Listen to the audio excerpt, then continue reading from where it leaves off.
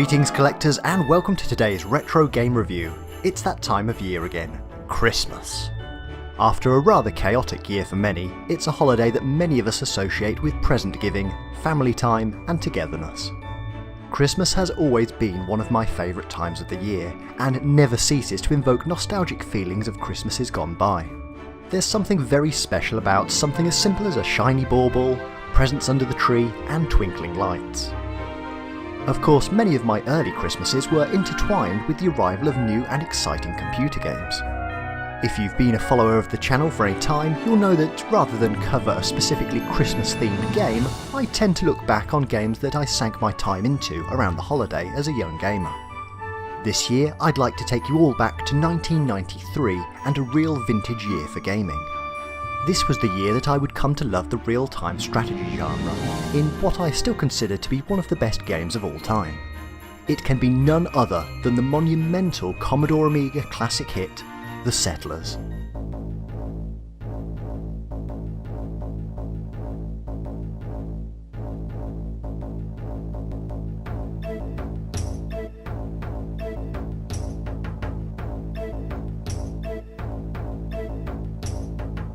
I still remember vividly my dad coming home with this one to give to me and my sister.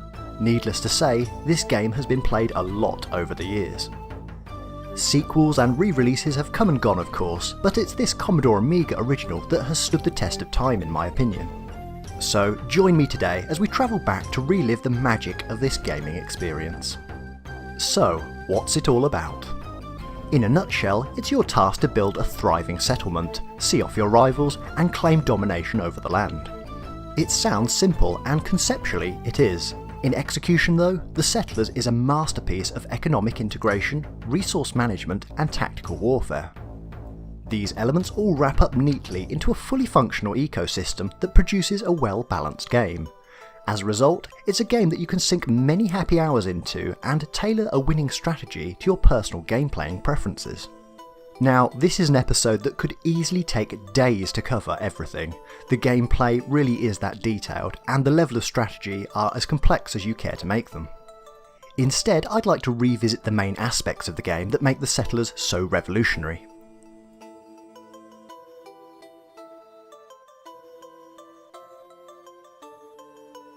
Economic, production and resource elements typically underpin most real-time strategy games, and The Settlers is no different. You'll need at least a fundamental understanding of resource management to make any progress in the game and support an ever-growing, thriving kingdom. The foundations of any settlement rely predominantly on the pillars of building materials in the way of wood and stone, whilst elements of food production will also come into play. You'll want to set up your new kingdom in an ideal location. Why not send out a geologist to see if there are any precious metals in the area, or simply opt for a nice clear spot with access to trees and stone? Your choice of starting location can be key to your initial success. Do you locate near the endgame resources such as gold and iron, or simply base yourself near plentiful wood and stone supplies for a solid start to the campaign? Your new empire will typically start with a humble lumberjack. It's a simple build, and away he goes.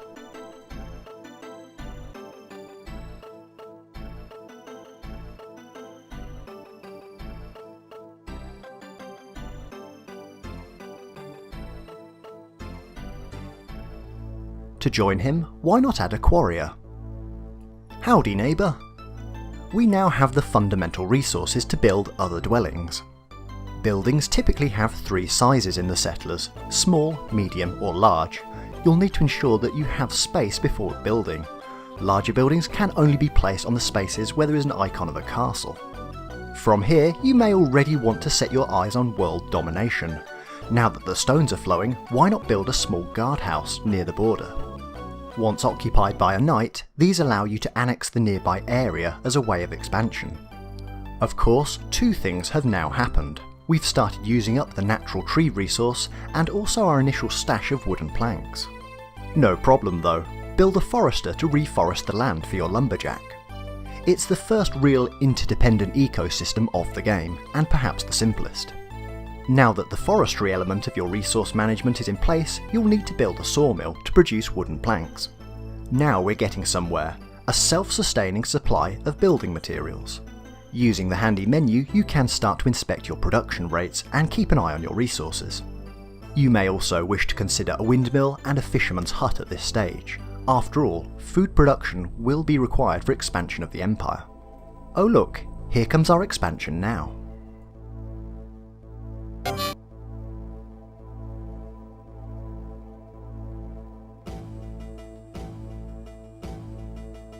As mentioned, having a knight occupy a military building is essential in expanding your territory. This is absolutely essential as, let's face it, our single screen doesn't exactly scream thriving empire. With this new land, it's time to build upon our solid foundations and really kickstart the economy. We've now milled some grain to make our flour, but we haven't actually created a source of the grain, so we need to build a farm. These take up space of course, so we should already consider the next expansion plans. Perhaps a watchtower for the guards. After all, we can fit more of our military heroes in one of these compared to a simple guardhouse. But these soldiers will need weapons and shields, so we need an armourer. But the armourer needs tools to work with, so we need to make a toolmaker. But the toolmaker needs iron bars, so we need an iron smelter. But the iron smelter will need coal from the mines to heat the bellows. He will also need raw iron, so we need to make an iron mine. But those miners also need tools from the toolmaker, and food to fuel their efforts for the empire. So we need a butcher, but he needs pigs from the pig farm, and in turn they need grain to fatten up. The bakery also needs flour from the windmill, and onwards to make that delicious bread. You see where this is all going. The settlers demands that you build an ecosystem in order to flourish. You will start with a basic set of resources, but it is essential that you quickly become self-sufficient. Whether you simply catch fish to feed the labourers or go down the more demanding route of making bacon sandwiches, inevitably you must feed the workers to thrive and expand. As I mentioned earlier, I could spend a whole day just going through the strategy of the ecosystem and resource management aspects of the game. Instead, I'll simply leave it that there are a vast range of opportunities to victory here, and you can adapt according to the resources available in your area. After all, it's the ability to mine resources from the land and create efficient production via natural resources that will see you to victory.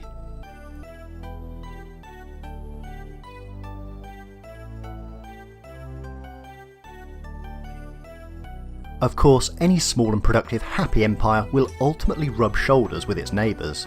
As so often happens, it's the boys in silver that will have to sort things out. All of a sudden, you find land a scarce resource. It may be time to send the boys round. It's this military pillar of the game that really helps bring the end game and all of the final strategy components together. So by default, your military building will fill with knights of various ranks when complete. They tend to start off rather wimpy, but they can be upgraded all the way up to the rank of captain. The size of the dwelling determines the maximum occupancy. Simply sending round a bunch of attackers to a neighbouring military building will often fail, and this is for a couple of reasons: training and wealth. Firstly, the knight's rank. Well, it's very important. Send in a low-level soldier and expect a loss. Send in a captain and you can expect him to put up a decent fight. In order to train up the knights, you'll need a few fundamental elements. Firstly, the swords and shields from the armourer via the coal and iron of the mines, fed by the bacon from the pigs from the farms. Weaponry? Check. Next up, training. Once a building is occupied, it's then possible to train up the knights to their next rank, so you'll need to send them off to a school for training. When they complete their training, they will reoccupy the military building with enhanced status. Next up, you'll need some gold. In a similar way that the miners will work more efficiently if they have adequate food, knights thrive off of gold bars. Of course, the gold nuggets will have to be mined and heated using coal down at the goldsmiths. It's very much a necessity to build a strong army though. The final element of military strategy really comes down to whether you need to act defensively or aggressively. The military options allow you to either send out your strongest fighters or keep them on home turf to defend any incoming attacks. It's then a case of sending those attackers over to the neighbours. You can simply try to pick off the extremities of the opponent's empire to gain ground, or if you're feeling confident, go for more strategic inland military structures that protect key buildings. Should you empty the opponent's guardhouse, it's yours for keeps, as you watch the land it formerly protected burn. Christmassy.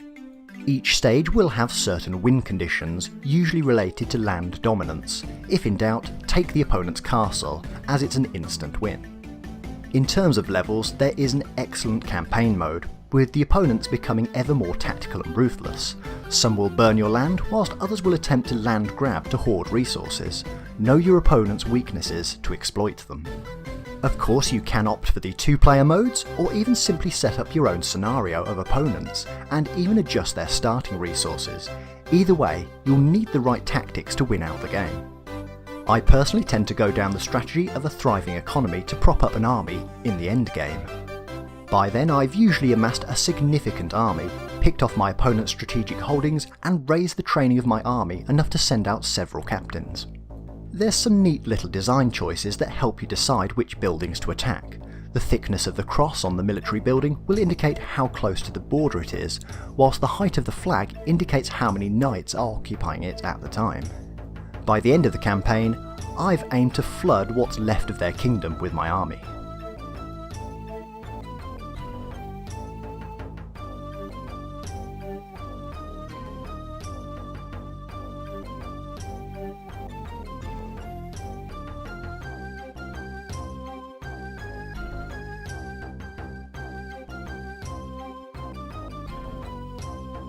I have here the UK first pressing for the Commodore Amiga, and the first version that no doubt many of you will be familiar with. What can you say other than iconic? Your knight features on the front cover, and the rear of the box elegantly shows off what's to come. Thankfully, in addition to the main game disc, you'll be treated to an excellent manual explaining the main mechanics and useful tips to get ahead. Well worth a read for the first timer to get the best out of the more complex area of the game, such as the logistics chain and the fine-tuning of output. Whilst as a strategy game there is a lot to learn here, the game structures itself in such a way that it doesn't feel like a chore to learn and develop your skills. It soon becomes apparent that miners will need food, and ironworkers will need the combination of tools, coal and iron ore to function. It's all rather logical. Now, the US first release was by a company called SSI, rather than the Blue Byte originals of Europe. As such, it was released under a different title, Surf City: Life is Feudal, because, well, America. From what I hear, it's not particularly rare, although it is popular with collectors, which has pushed up the price a bit in recent years. These days you can find the Settlers in several compilation packs, so if you just want to play the game, you can do so on a very small budget. You can currently get the remastered PC edition from the Ubisoft store for the silly price of just £1.07. For those of you wanting the full experience, you can simply buy the Settlers History Collection, including the first 7 instalments of the series covering the first 25 years. Ubisoft currently have this one on sale for just £11.90, which is an absolute bargain in my opinion for 7 games that can now be played in higher resolution and are now seen as the definitive way to play these games. For collectors though, it has to be that big box first pressing every time.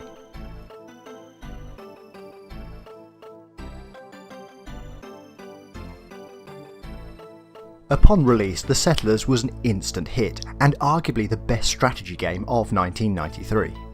Amiga Format awarded the game 94%, citing the game's excellent graphical presentation, sound and addictive nature. Right up there with cannon fodder, 1993 was a bumper year of hits for the Commodore Amiga and a true golden age for the 16-bit generation. The high scores for The Settlers came in droves and kick-started a love affair of the genre for many. At the time of making this episode, there are 7 games in the franchise, but an 8th due to drop imminently. On a personal level, I feel none of the sequels ever surpassed my enjoyment of the original, but I will freely acknowledge that the graphics and scope of the games did develop in line with the technology as it emerged. I'm personally a bit of a sucker for 2D cartoon-style graphics, but can certainly get enjoyment out of all of the sequels. These days, the franchise is managed by Ubisoft rather than Blue Byte, and the most recent incarnation, currently going by the name Settlers 2020, it looks to be shaping up rather nicely. From my side, it will almost certainly be a day one purchase once the reviews start coming in. Either way, those pixelated workers have come a long way since 1993, and there is seemingly no loss of interest in the formula for gamers. The Settlers is a game of pure, polished class.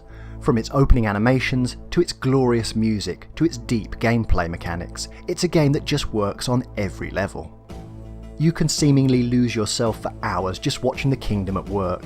It seems like a real, actual factual, living society.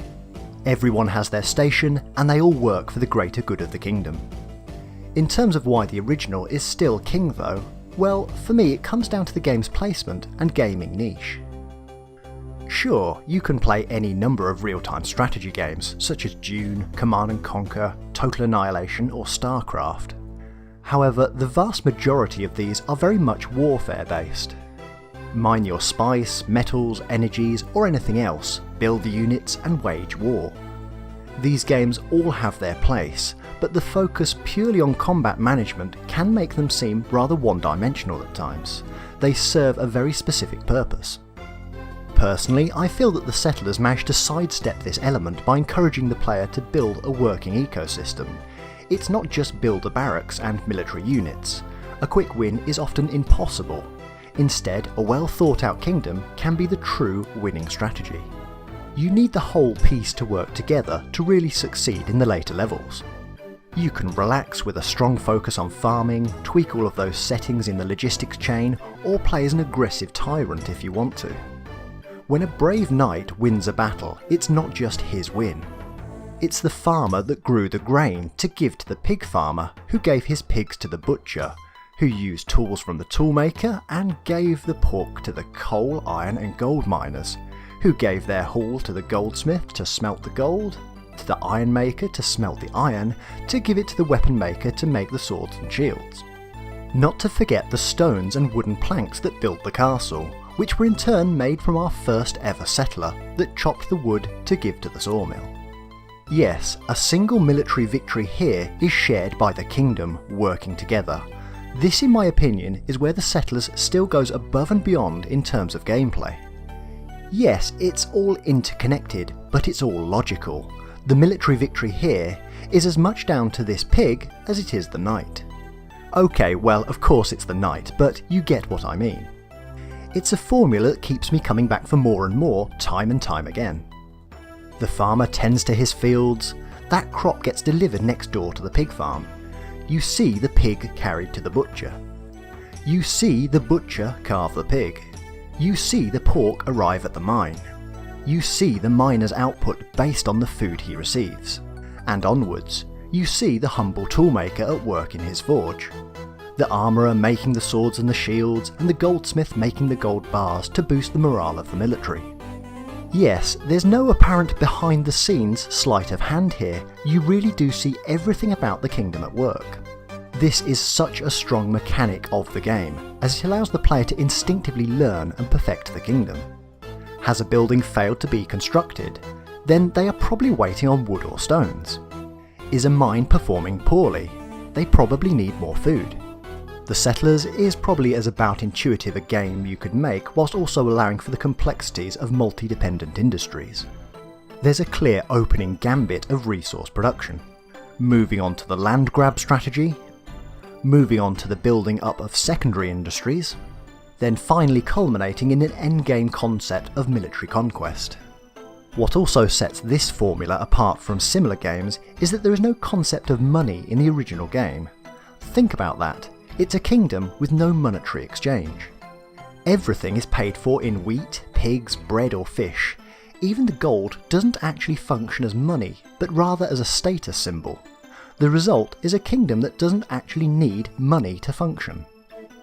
And that perhaps brings us back round to the idea of Christmas, or at least part of modern Christmas for many. Most of us watching this episode will live in capitalist societies. It's the exchange of money for goods that fuels the economy and in turn shapes the society. For some, Christmas can be, at least in part, about spending hard-earned cash to buy presents for friends and family. The Settlers, though, is the very opposite of this. There's a definition in the Oxford Dictionary that describes the Settlers' social system quite well in my opinion. A theory or system of social organisation in which all property is owned by the community, and each person contributes and receives accordingly to their ability and needs. That system is, of course, communism. Okay, so this isn't communism in the way that many of us know it, but it certainly is a fair model of feudalism.